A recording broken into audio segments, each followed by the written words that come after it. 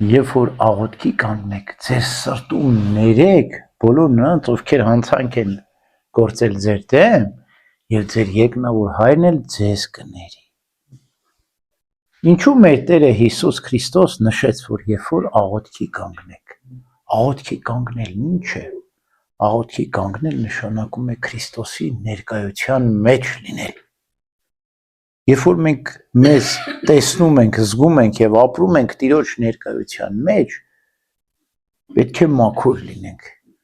որտեղ Աստված սուրբ է, Աստված մաքուր է, հետո Աստված ամենատես է, տեսնում է մարդու խորունկ հոգու խորքի իրողությունները։ Տեսեք, երբ որ ասում է աղոթքի կանգնեք, ներեք միմյանց։ Ներեք, որովհետև քենն ու ոխը քո սրտի մեջ, դու աղոթքի չես կարող կանգնել։ Դու կանգնելու ես Աստծուց ողորմություն ես խնդրելու, ներողամտություն ես խնդրելու, բայց քո սրտում ողորմածություն ու ներողամտություն չկա։ Դու ինչպես կհամարձակվես այդ ողորմածությունն ու ներողամտությունը խնդրել։ Ուրեմն երբ որ դու աղոթքի ես կանգնում, ներիր, որ թեթևանաս, որ անաղարտ ու մաքուր կանգնես Աստծո Տիրոջ առջև, որովհետև մարդ երբ որ իր հանդեպ են ինչ որ հանցանք գործում, ծանր է տանում, բայց ինքը երբ որ գործում այդքան ծանր չի տանում, չէ՞։ Այսինքն անկեղծ պետք է լինենք։ Մենք պետք է անկեղծ ի սրտե ներենք, որպեսզի Աստծուց ներում գտնենք։ Գիտեք, ներելը զուգահեռ է սիրելուն։ Նա ով կարողանում է ներել, ուրեմն կարողանում է սիրել։ Իսկ ով չի կարողանում ներել, չի կարողանում սիրել։ Մենք ասում ենք հիշաչարություն։ Հիշաչարությունը ո՞րն է։ Միտքը հիշում է չարը։ Հա? Իսկ ով միտքը ինչի պետք է չարը հիշի։ Բանին թող հիշի։ Շատ անգամ մենք մեր սրտում կարողանում ենք ներել, բայց մեր հիշաչարությունը, մտքի մեջ չարը հիշելը մեզ վերադարձնում է ողակալության կամ վրեժխնդրության։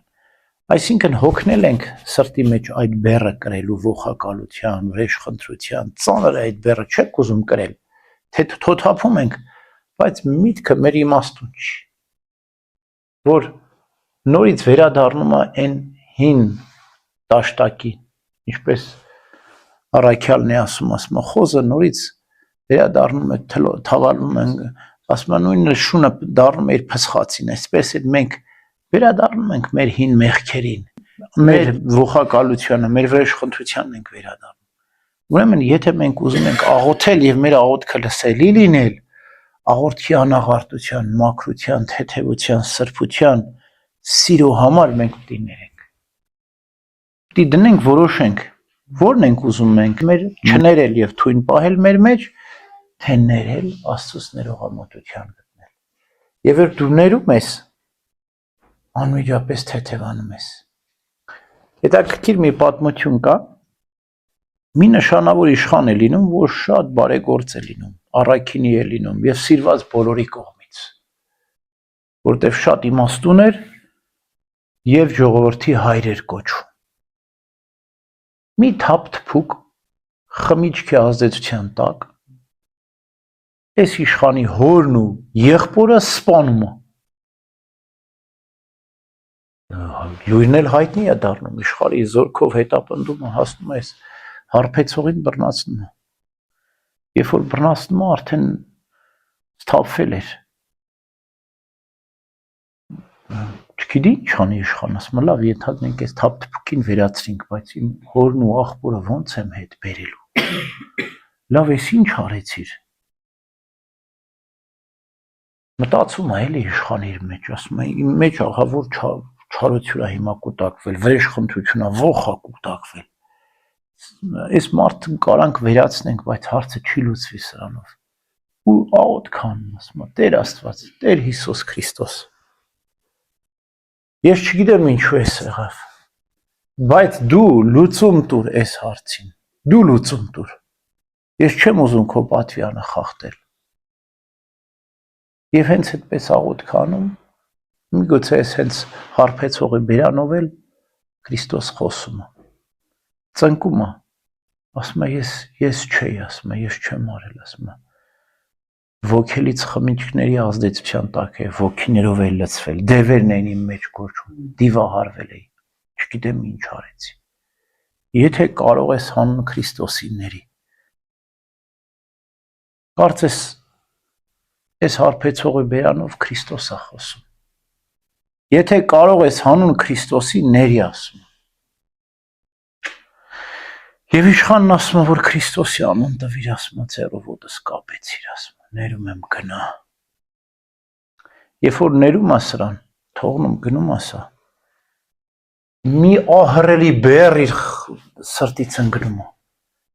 Աստված իրեն ցույց տվեց, թե ինքը ինչ լուծում պետք է տար այս հարցին, շատ լուրջ հարց էր իր համար։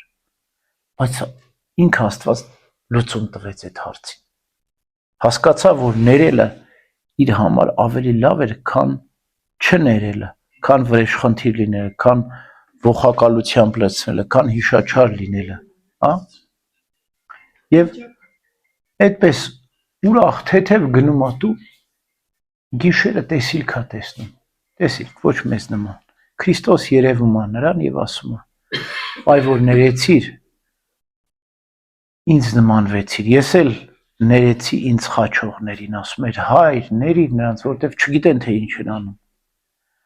ասում է եւ քո մեռած հորն ու եղբորը երկնքի արքայությունը մտցրեցի, հենց որ դու ներեցիր,